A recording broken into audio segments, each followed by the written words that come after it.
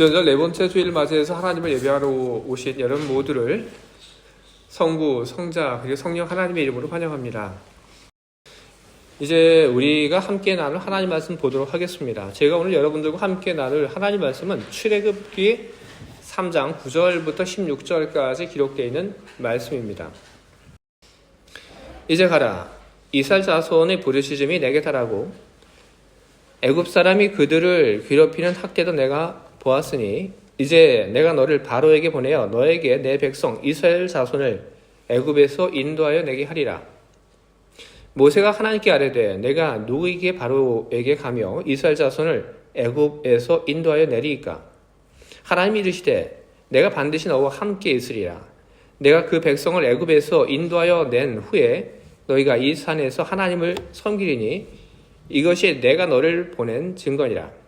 모세가 하나님께 아뢰되 내가 이스라엘 자손에게 가서 이르기를 너희 조상의 하나님이 나를 너희에게 보내셨다 하면 그들이 내게 묻기를 그의 이름이 무엇이냐 하리니 내가 무엇이라고 그들에게 말하리이까? 하나님이 모세에게 이르시되 나는 스스로 있는 자이니라. 또 이르시되 너는 이스라엘 자손에게 이같이 이르기를 스스로 있는 자가 나를 너희에게 보내셨다 하라. 하나님이 또 모세에게 이르시되 너는 이스라엘 자손에게 이같이 이르기를 너희 조상의 하나님 곧 아브라함의 하나님 이삭의 하나님 야곱의 하나님께서 나를 너희에게 보내셨다 하라. 이는 나의 영원한 이름이요 대대로 기억할 나의 칭언이라. 너는 가서 이스라엘의 장로를 모으고 그들에게 이르기를 여호와 너희 조상의 하나님 곧 아브라함과 이삭과 야곱의 하나님이 내게 나타나 이르시기를 내가 너희를 돌보아 너희가 애굽에서 당한 일을 확실히 보았노라. 아멘. 제가 독일어 문장을 하나 제가 읽어드리도록 하겠습니다. 아마 모르는 단어는 아마 하나도 없을 겁니다. Ich werde sein, der ich sein werde. 모르는 단어 있나요? 하나도 없죠? 자, 모르는 단어 하나도 없는 아주 짧은 문장입니다. 근데 무슨 뜻일까요? Ich werde sein, der ich sein werde. 모르는 단어가 하나도 없는데 잘 해석이 안 되죠. 제가 그랬습니다. 제가 이 문장을 보고 들었던 그 생각이 이게 도대체 무슨 뜻이지? 모르는 단어는 하나도 없는데 이 말이 어떤 뜻인지 정확하게 저에게 다가오지 않았습니다. 제가 방금 여러분들에게 소개를 했던 그 짧은 독일어 Ich werde sein, der ich sein werde. 이 말은 어디서 나온 것이냐면 하나님의 이름을 물었던 그 모세에게 하나님께서 대답하신 그런 답입니다. 히브리어로 보게 되면 에휘에 아쉐르 에휘에 이렇게 되어 있습니다. 그를 독일말로 번역을 하니까 방금 제가 이야기했던 그런 말로 번역이 되었습니다. 그리고 그 히브리어를 한국의 그 개역 개정에서는 어떻게 번역을 했냐면 나는 스스로 있는 자인이라 이렇게 번역을 했습니다. 공동 번역은 또 뭐라고 번역을 했냐면 그 히브리어를 나는 곧 나다 그렇게 번역을 했습니다. 번역이 이렇게 좀 다양하다고 하는 것은 그것은 그만큼 번역하기 어렵다는 그런 뜻입니다. 그런데 번역하기 어려운 그런 말이라고 하는 것 그것보다 저는 먼저 여러분들에게 이야기하고 싶은 것은 무엇이냐면 이게 뭐냐고 하는 겁니다. 제가 여러분들에게 이야기 드렸던 그 짧은 문장 여러분 이것이 과연 이름일까요? 절대로 그렇지 않습니다. 이것이 이름일 수 없습니다. 근데 왜 하나님께서는 하나님의 이름을 물어보았던 모세에게 이런 이야기를 하신 걸까요? 이름을 모세에게 알려주기 싫었기 때문에 하나님께서 이렇게 이야기를 하신 걸까요? 그것은 아닙니다.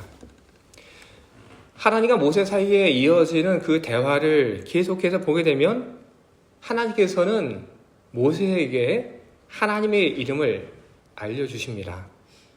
하나님께서 모세에게 하나님의 이름을 알려주신 그 이야기가 바로 출애굽기 3장 15절에 이렇게 기록되어 있습니다. 하나님이 또 모세에게 이르시되 너는 이스라엘 자손에게 이같이 이르기를 너희 조상의 하나님 여호와 곧 아브라함의 하나님 이삭의 하나님 야곱의 하나님께서 나를 너희에게 보내셨다 하라. 이는 나의 영원한 이름이요 대대로 기억할 나의 칭호니라. 아멘. 하나님께서는 하나님의 이름을 묻는 모세에게 하나님의 이름에 대해서 분명하게 알려주셨습니다. 나의 이름은 여호와다. 이렇게 이야기를 하셨습니다. 히브리어 원 발음으로 하게 되면 야훼, 야훼, 누군가는 야훼 이렇게 이야기를 합니다. 하나님이 이렇게 분명히 당신의 이름을 알려주셨습니다. 그런데 하나님께서 하나님의 이름을 알려주시는 것이 그냥 싫었던 것도 아닌데 하나님은 왜 하나님의 이름을 물었던 그 모세에게 내 이름은 이거야 그렇게 바로 이야기하지 않고 하나님의 이름을 물었던 그 모세에게 다른 이야기를 하시고 많은 서론을 또 이야기하신 후에 하나님께서는 왜 그 다음에 하나님 이름을 알려주신 것일까요? 하나님께서 그렇게 하신 것은 분명 의도된 그런 행위였습니다. 하나님께서 어떤 의도를 가지고 그렇게 하셨을까? 그와 같은 하나님의 의도에 대해서 이야기하려면 먼저 우리는 이름이라고 하는 것은 무엇인가에 대해서 우리는 먼저 보아야 합니다.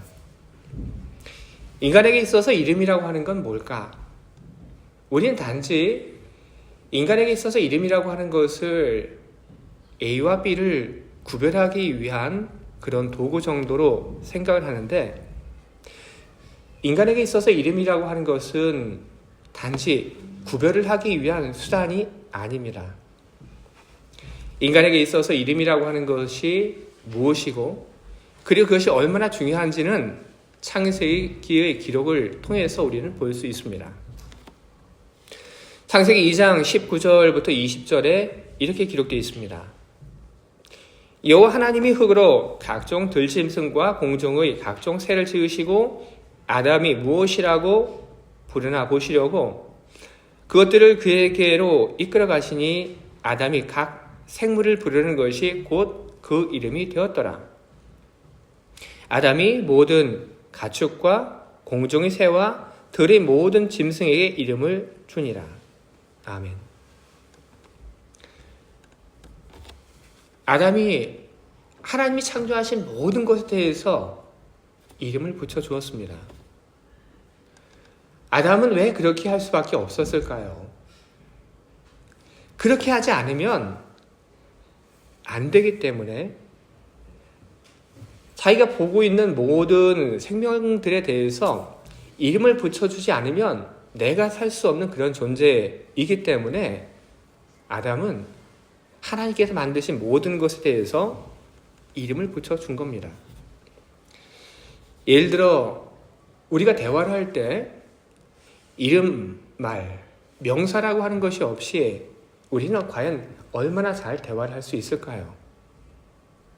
명사라고 하는 그것이 없이 우리는 얼마나 길게 이야기를 할 수 있을까요?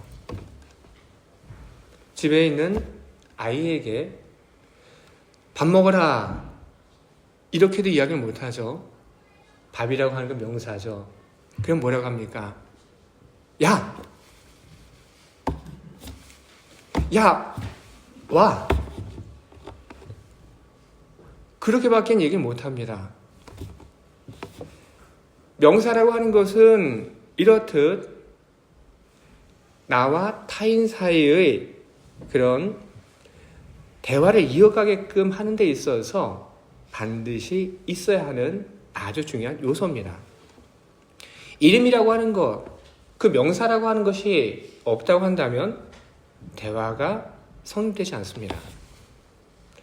그렇다고 해서 이 명사라고 하는 것, 이 이름이라고 하는 것이 다른 사람과의 그 대화를 위해서만 필요한 것이냐면 그것도 아닙니다. 우리가 어떤 개념을 이해하고 그리고 정리를 하는 데 있어서도 이름은 필요합니다. 내가 뭘 했는지 정리하기 위해서 필요한 것이죠. 내가 어떤 사람을 만났는지, 내가 뭘 했는지 그 이름이 있으면 그 이름을 가지고 우리는 우리에게 있었던 사건들을 우리는 잘 정리합니다. 체계화할 수 있죠. 아주 논리적으로 우리 안에서 그 개념이 다 정리가 됩니다. 하지만 명사라고 하는 것이 없다면, 이름이라고 하는 것이 없다면 어떻게 될까요? 한소연이라고 하는 이름이 없을 때 어떻게 될까요? 우리는 뭐라고 얘기를 할까요?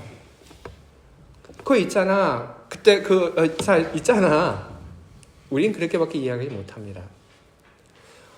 어떤 사람에 대해서 그 사람에 대해서 우리는 내 안에서조차 그 사람에 대한 어떤 표상을 우리는 담아두지 못하게 되는 겁니다. 이렇듯 이름이라고 하는 것은 중요합니다. 어떤 대상의 이름, 의미, 그것이 있음으로 인해서 우리는 대화도 되고 우리는 이름이라고 하는 것, 의미를 가지고 있는 그 이름으로 인해서 우리는 뭔가 체계적으로 우리는 정의도 하고 개념을 이해를 할 수 있습니다. 그런데 이 이름이라고 하는 것은 단지 어떤 의미만을 가지고 있는 것은 아닙니다. 이름은 또 뭘 가지고 있냐 하면 이름은 역사도 가지고 있습니다. 경기대 사학과 교수인 김기봉이라고 하는 분이 그의 글에서 이런 글을 썼습니다. 이름이란 인간이 타자와 소통하는 기호이다. 인간은 사물, 행위, 상황에 일반적으로 통용되는 이름을 부여하고 그것을 매개로 하여 의사소통을 하면서 합의된 의미 체계를 구축하는 삶을 산다.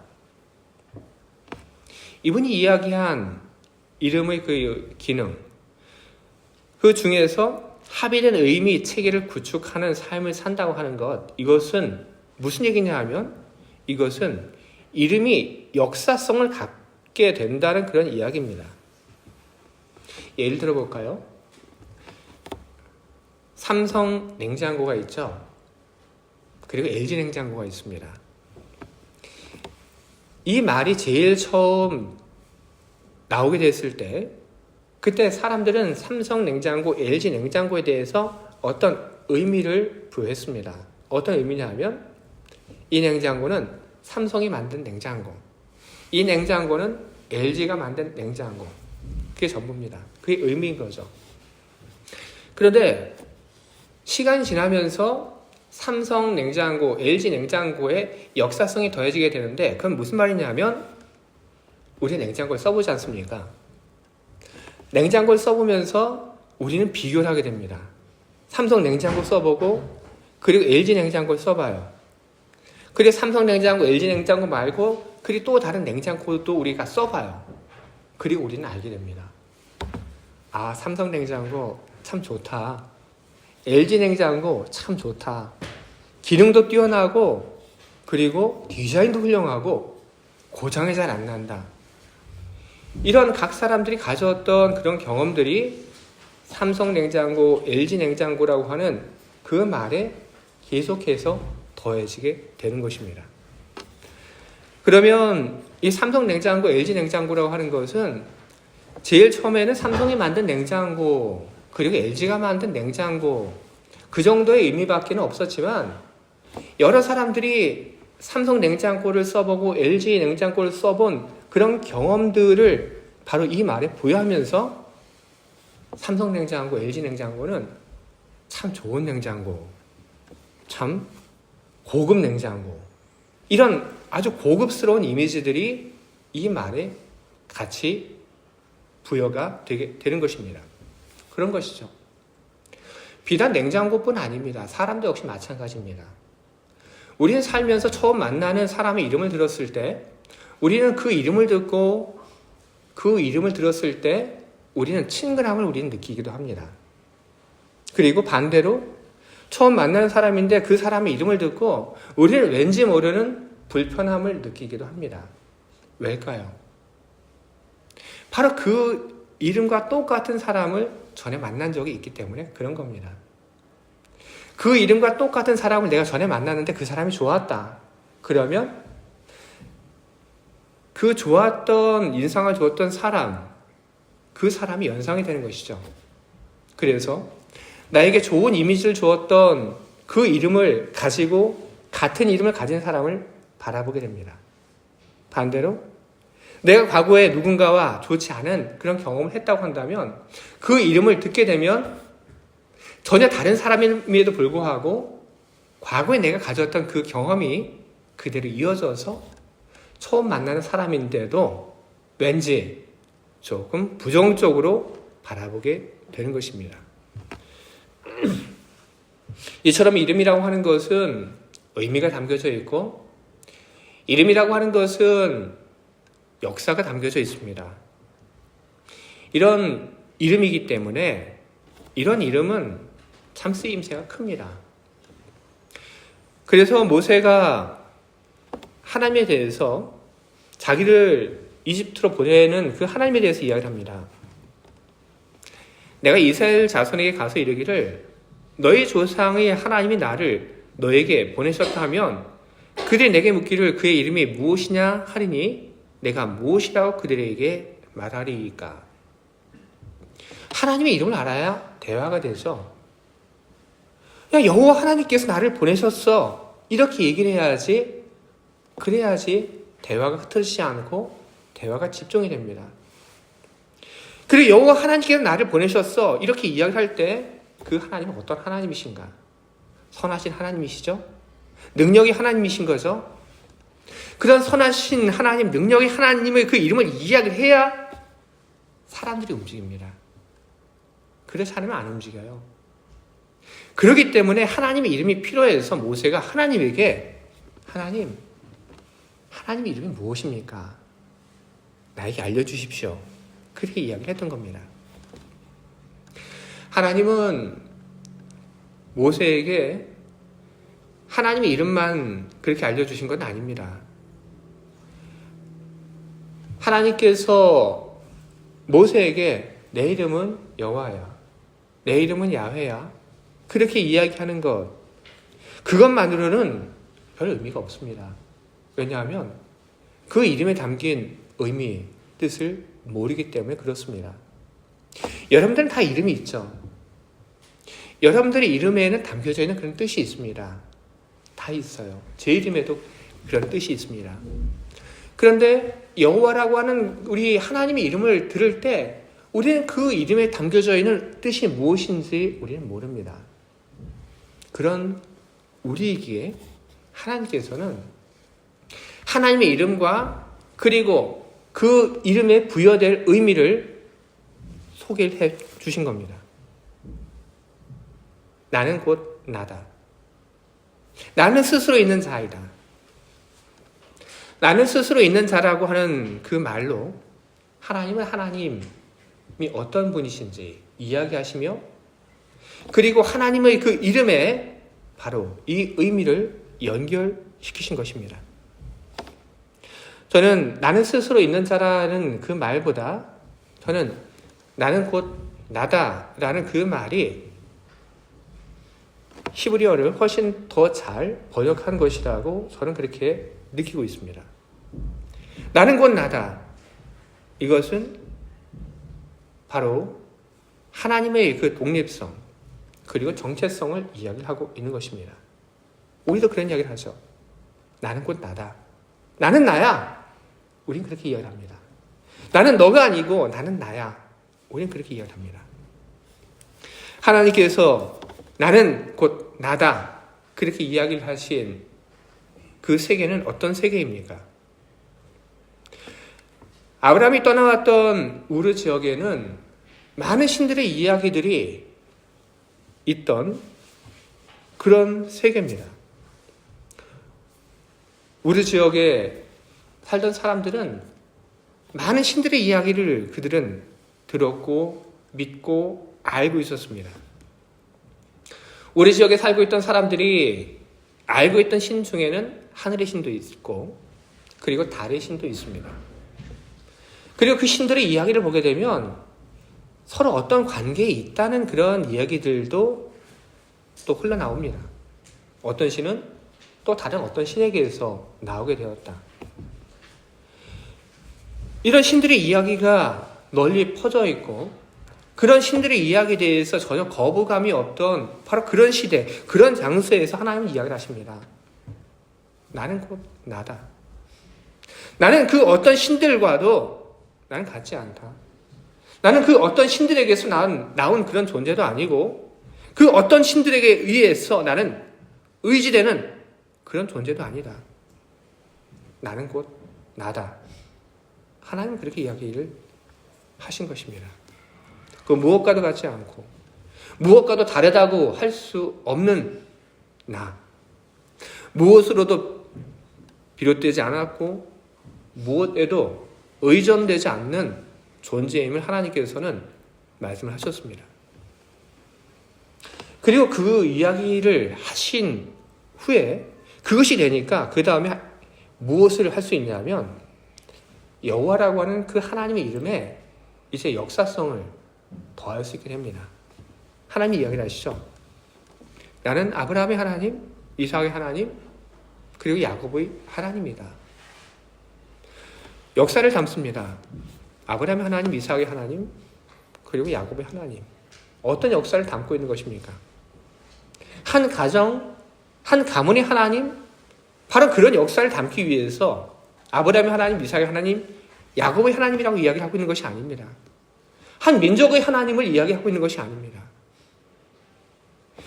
무엇을 이야기하고 있냐면 아브라함의 그 삶 속에서 일했던 하나님, 그리고 이삭의 삶 속에서도 일했던 하나님, 그리고 야곱의 생활 속에서도 그와 함께 동행하고 살았던 그 하나님, 바로 그 하나님이라고 하는 그 역사를 하나님께서는 당신의 이름에 담고 있는 것입니다. 여러분, 오늘 우리가 하나님께서 당신의 이름을 소개하는 바로 그 이야기를 보면서 우리가 오늘 배우게 되는 것은 무엇입니까? 나는 곧 나다라고 하는 그 말 속에서 우리는 무엇을 배워야 하는 것입니까? 저는 하나님께서 당신의 이름에 부여한 의미, 나는 곧 나다라는 그 말을 보면서 우리는 하나님은 하나님이시다라는 말로 우리는 답을 해야 함이 옳다고 저는 여러분들에게 말씀을 드립니다. 하나님은 하나님이시다. 이 말은 하나님은 우리 사정, 우리 형편, 그리고 우리의 마음에 따라서 하나님이셨다가 아니었다, 그렇게 달라지는 그런 존재가 아니라는 것입니다. 하나님은 항상 우리 하나님이십니다. 우리가 어떤 사정에 있든지, 우리가 지금 어디에 있든지 우리는 언제나 같은 모습으로 하나님을 섬기는 그런 사람들이 되어야 하는 것입니다. 우리가 스위스에서 하나님을 섬기는 모습과 그리고 저 멀리 어디 아프리카에서 우리가 하나님을 섬길 때 그 하나님을 섬기는 우리의 모습이 달라진다고 하면 그것은 올바른 섬김이 아닌 것입니다.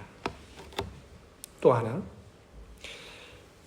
나는 아브라함의 하나님, 이삭의 하나님, 야곱의 하나님이라고 하는 그 말 속에서 우리는 또 무엇을 우리가 배우게 되냐면 하나님은 책 속에 계시지 않는다 하는 것을 우리는 배우게 됩니다. 책 속에 있는 하나님은 과거의 하나님이십니다. 하나님은 지금 어디 계시냐 하면 여러분과 함께하고 계십니다. 하나님이 여러분의 삶 속에서 지금 일하고 계십니다. 무엇을 위해서 일하고 계시냐면 여러분의 성장과 여러분의 영원한 하나님의 생명을 누리며 살아갈 수 있도록 하기 위하여 하나님은 지금 여러분의 삶 속에서 일하고 계십니다. 하나님은 당신의 이름을 우리에게 소개하셨습니다. 그 이름을 소개한 하나님의 그 마음은 우리들이 하나님을 잘 알기를 바라는 마음으로 하나님께서는 당신의 이름을 소개하셨고, 그리고 그 이름과 우리가 더불어 기억해야 할 것을 하나님께서는 우리들에게 말씀을 해 주신 것입니다. 여러분의 삶에 좋은 일도 있고 나쁜 일도 있을 겁니다. 하지만 여러분 언제나 같은 모습으로 하나님을 경외하시기 바랍니다. 그리고 여러분 생활 속에 여러분과 함께 하시는 그 하나님을 여러분 주목하시기 바랍니다. 우리가 우리의 생활 속에서 함께하는 하나님을 우리가 발견하지 못하고 그 하나님을 만나지 못한다고 한다면, 그러면 성경에 있는 이야기, 하나님의 이야기는 마치 무엇과 똑같은 것이냐면 뜬구름을 잡는 것과 똑같은 것이 되고 맙니다. 근데 하나님은 저 뜬구름을 잡는 것 같지 않습니다. 하나님은 바로 제가 이 마이크를 잡는 것처럼 우리 삶 가운데 계시며, 우리는 그 하나님을 우리는 구체적으로 우리 삶을 통해서 우리는 만날 수 있는 것입니다. 그렇게 하기 위하여 여러분 범사에 하나님을 인정하시기 바랍니다. 주님이 언제나 내가 있는 곳에 계신다. 범사에 주님이 여러분과 함께 하고 있음을 여러분 믿으시기 바랍니다. 그것이 믿음의 영역입니다. 그리고 또 하나 필요한 것은 무엇이냐 하면 훈련입니다. 주님의 인도함을 따라서 가는 훈련, 그것이 필요합니다. 주님이 인도하는 그 방향으로 가게 될 때 우리는 주님을 만납니다. 주님이 인도하는 방향으로 가지 않게 될 때, 주님으로부터 멀어지게 될 때 우리는 주님을 잘 경험하지 못합니다. 그래서 우리는 주님이 인도하는 방향으로 주님의 말씀대로 순종하기 위한 훈련들을 우리는 계속해 나가야 할 것입니다. 여러분, 주님이 여러분과 함께함을 믿고 그리고 그 주님을 만나기를 간절히 바라는 그 마음으로 여러분 늘 경건의 훈련, 주님을 만나는 그런 훈련, 순종하는 훈련들, 인도함을 따라가는 훈련들 여러분 하시기 바랍니다. 주님은 여러분의 삶을 바꿔 놓을 것입니다. 주님은 여러분의 기쁨이 될 것이고, 주님은 여러분의 소망이 될 것이고, 주님은 여러분의 행복이 될 것입니다. 주님의 이름을 늘 기억하시고, 그리고 이름만을 기억하시는 것이 아니라 주님의 이름과 더불어 우리에게 주신 그 말씀들을 기억하며 그 이름을 붙잡고 살아가시는 여러분 모두가 다 되시기를 주님의 이름으로 축원을 드립니다. 아멘. 함께 기도하겠습니다.